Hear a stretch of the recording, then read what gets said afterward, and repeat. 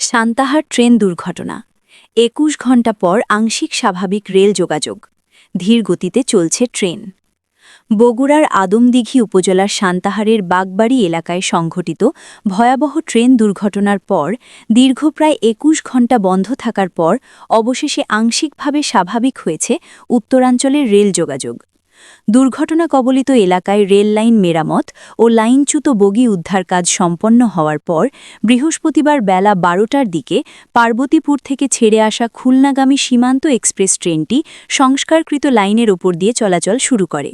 তবে পশ্চিমাঞ্চল রেলওয়ে কর্তৃপক্ষ জানিয়েছে, ক্ষতিগ্রস্ত লাইনে এখনও পূর্ণাঙ্গ স্থিতিশীলতা ফিরে না আসায় আপাতত ট্রেনগুলোকে আগের তুলনায় ধীর গতিতে চলাচল করতে হচ্ছে।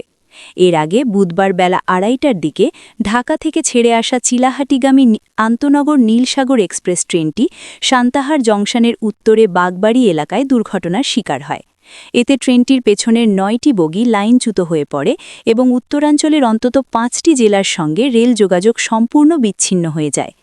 দুর্ঘটনায় ২ যাত্রী আহত হন বলে জানা গেছে। দুর্ঘটনার পরপরই উদ্ধার তৎপরতা শুরু হয়। বুধবার সন্ধ্যা ৭টার দিকে পাকশী ও পার্বতীপুর থেকে দুটি রিলিফ ট্রেন ঘটনাস্থলে পৌঁছে লাইনচ্যুত বগি উদ্ধারের কাজ শুরু করে। রাতভর চলা এই উদ্ধার ও মেরামত কার্যক্রম বৃহস্পতিবার বেলা ১১টা পর্যন্ত অব্যাহত থাকে। সংশ্লিষ্ট কর্তৃপক্ষের নিরলস প্রচেষ্টায় ক্ষতিগ্রস্ত রেলপথ দ্রুত সংস্কার করা সম্ভব হয়। ঘটনার গুরুত্ব বিবেচনায় উচ্চ পর্যায়ের প্রশাসনিক কর্মকর্তারা ঘটনাস্থল পরিদর্শন করেন। বগুড়া ৩ আদমদিঘি দুপচাঁচি আসনের সংসদ সদস্য আব্দুল মোহিত তালুকদার, রাজশাহী বিভাগীয় কমিশনার ড আ.ন.ম বজলুর রশিদ এবং বগুড়ার জেলা প্রশাসক তৌফিকুর রহমান সহ রেলের ঊর্ধ্বতন কর্মকর্তারা ঘটনাস্থলে উপস্থিত হয়ে সার্বিক পরিস্থিতি পর্যবেক্ষণ করেন।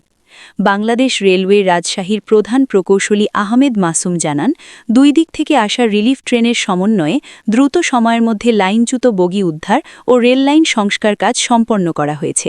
বর্তমানে ট্রেন চলাচল স্বাভাবিক হলেও নিরাপত্তার স্বার্থে সংস্কারকৃত লাইনের ওপর দিয়ে ধীর গতিতে ট্রেন পরিচালনা করা হচ্ছে।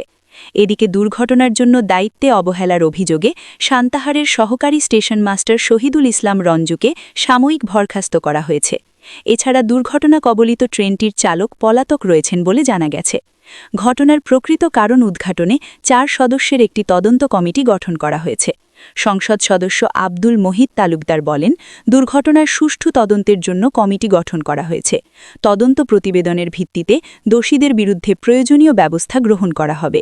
প্রতিবেদন এস এম মিলন, জয়পুরহাট।